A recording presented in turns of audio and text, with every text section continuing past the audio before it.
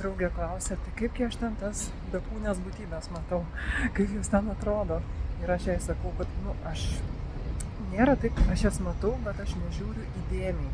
Aš žiūriu, matau jas maždaug kaip, jeigu dabar tu stovėtum priešais mane ar būtum šalia ir aš žiūrėčiau ne visai tiesiai į tave, o tokiu nefokusuotu žvilgsniu arba žiūrėčiau kažkur kitur ir aš tiesiog matyčiau tavo kontūrus. Aš nematyčiau tavo veido bruožų, matyčiau ten akis, nosį, kažkokius tai momentus tavo, kažkokius fragmentus, nežinau, kaip žodį rasti, matyčiau, bet ir nematyčiau taip įdėmiai.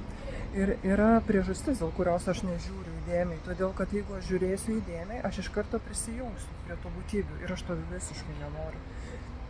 Visiškai nenoriu, man ir nereikia. Tam, kad aš padaryčiau tą, ką aš turiu padaryti, man nereikia labai įdėmiai ten apžiūrinėti, vardo pavardės klausinėti, ten istorijos, ten ir taip toliau, man šito nereikia.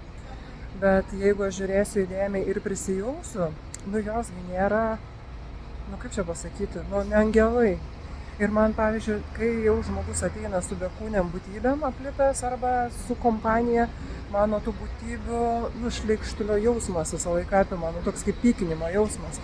Tai jeigu aš net nesusitelkiu ir jau mane pykina, tai kas būtų, koks, ne, žodžiu, aš visai nenoriu prie jų jungtis ir be to net ir į tą šleikštulio jausmą aš nesiakcentuoju, nes tai taip pat yra trikdis, kuris nukreipia mano dėmesį. Tai va, ir, žodžiu. Ir vieną kartą aš padariau klaidą, tiesiog kažkaip tai pamačiau straipsnį, perskaičiau, kad 2 vyrai pakorė šunį ant durų staktos.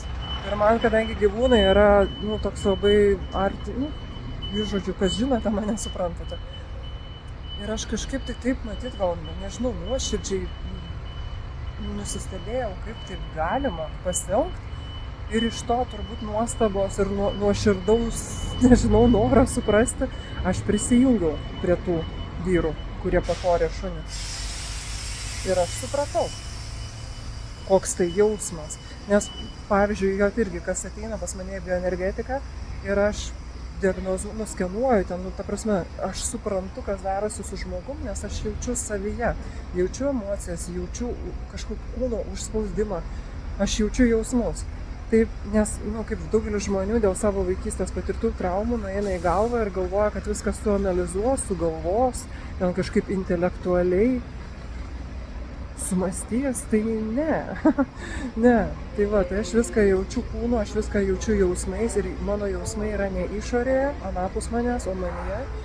Tai va, ir jungtis prie tų bekūnių būtybių aš visiškai nenoriu, nes kaip ir sakiau, jos neturi kūno dėl nuopelnų. Taip sakant, nėra tai čia atsitiktinumas, kad jie neturi kūno. Ir nėra atsitiktinumas, kad nuo jų man kyla šleikštulys ir pykinimo jausmas. Tai va, tai gražaus penktadienio.